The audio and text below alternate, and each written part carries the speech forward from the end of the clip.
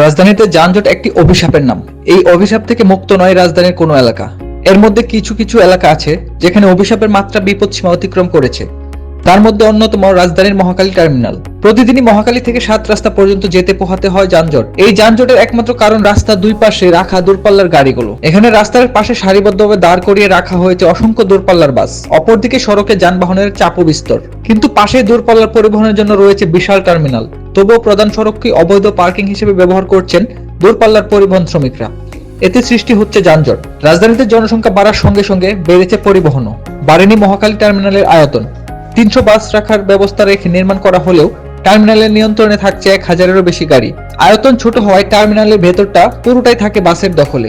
বিশৃঙ্খল অবস্থায় ভেতরে ও বাইরে দাঁড় করিয়ে রাখা হয় সব বাস। গন্তব্যের উদ্দেশ্যে ছেড়ে যাওয়ার পরও সড়কে দাঁড়িয়ে থাকে দীর্ঘক্ষণ। আর অধিকাংশ বাস দিনে ও রাতে থাকে সড়কে। এই বাসগুলো মহাখালী থেকে তিব্বত পর্যন্ত সড়কের দুই পাশে এবং বিভিন্ন লিংক রোডের পাশে রাখা হয়। এই কারণে মহাখালী ক্রসিং থেকে তিব্বত মোড় পর্যন্ত রাস্তার উভয় পাশে দীর্ঘ যানজট লেগে থাকে। পরিবহন শ্রমিক, পরিবহন মালিক ও ইজারাদারের পক্ষ থেকে জানানো হয় টার্মিনালে ফি বাবদ নেওয়া হয় 400 টাকা। পরিবহন মালিক, শ্রমিক ও ইজারাদারের পক্ষ থেকে জানানো হয় টার্মিনালে ফি বাবদ নেওয়া হয় 40 টাকা। পরিবহন সমিতি, শ্রমিক ইউনিয়ন, মালিক সমিতি ও শ্রমিক ফেডারেশন সহ সব মিলিয়ে 160 টাকা আদায় করা হয়। কিন্তু পরিবহন সংশ্লিষ্টরা বলেন ভিন্ন কথা। তারা বলেন প্রতিদিন গাড়ির প্রতি 400 থেকে 800 টাকা পর্যন্ত নামে বেনামে চাঁদা নিতে হয়। মহাখালীতে বেশ কিছু হাসপাতাল রয়েছে। এর মধ্যে আইসিডিডিআরবি, ডিএনসিসি করোনা হাসপাতাল, ক্যান্সার, বক্ষব্যাধি সহ আরো অনেক হাসপাতাল, যেখানে প্রতিদিন ঢাকা এবং ঢাকার আশপাশ থেকে সেবা প্রার্থীরা সেবা নিতে আসেন।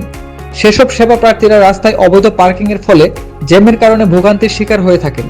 বিশেষ করে আইসিডিডিআরবি হাসপাতালে আসা অ্যাম্বুলেন্সগুলো রাস্তায় পার্কিং করা বাসগুলোর কারণে হাসপাতালে প্রবেশ করতে পারে না। বিধায় অ্যাম্বুলেন্সে থাকা রোগীরা ভোগান্তির শিকার হন। মহাখালী বাস টার্মিনাল থেকে প্রতিদিন বৃহত্তর ময়মনসিংহ সহ উত্তরাঞ্চলের 20 জেলার প্রায় 50,000 যাত্রী এবং 1000-এর বেশি বাস, মিনি বাস যাতায়াত করে। টার্মিনালটি 1984 সালে নির্মাণ করা হলেও সংস্কার করা হয়নি। অপরিকল্পিতভাবে গড়ে ওঠা এই টার্মিনাল থেকে বর্তমানে ধারণ ক্ষমতার চেয়ে 3 গুণ বেশি বাস চলাচল করছে। এছাড়া বিভিন্ন রুটে যাতায়াতকারী বাসগুলো মহাখালী থেকে তেজগাঁও তিব্বত পর্যন্ত সড়ক ও লিংক রুটগুলোতে রেখে রাস্তা দখল করে রাখে। এতে রাজধানীর তিব্বত থেকে বনানী পর্যন্ত সড়কে সৃষ্টি হয় যানজট। সম্প্রতি রাজধানীর ঢাকা যানজট কমাতে আন্তঃজেলা বাস টার্মিনাল হিসেবে সাভারের হেমায়েতপুর, বিরুলিয়ার বাটুলিয়া, কেরানীগঞ্জের তেগরিয়া এবং নারায়ণগঞ্জের কাঁচপুরকে প্রাথমিকভাবে বেছে নেওয়া হয়েছে। তবে রাজধানীর ভেতরের বর্তমান বাস টার্মিনালগুলো বিলুপ্ত করা হচ্ছে না। সেগুলো সিটি বাস টার্মিনাল হিসেবে ব্যবহার করা হবে। তবে কবে নাগাদ আন্তঃজেলা বাস টার্মিনালের কাজ শুরু হবে সে ব্যাপারে সুনির্দিষ্ট কোনো তথ্য পাওয়া যায়নি। প্রশাসনের কাছে যাত্রী সাধারণের অনুরোধ, রাস্তার যানজট কমাতে রাস্তার দুপাশের গাড়িগুলো অন্তত টার্মিনালের ভিতরে ঢুকিয়ে দেন অথবা অন্যত্র সরিয়ে দিন। এতে করে ঢাকা শহরের যানজট অনেকাংশে কমে যাবে।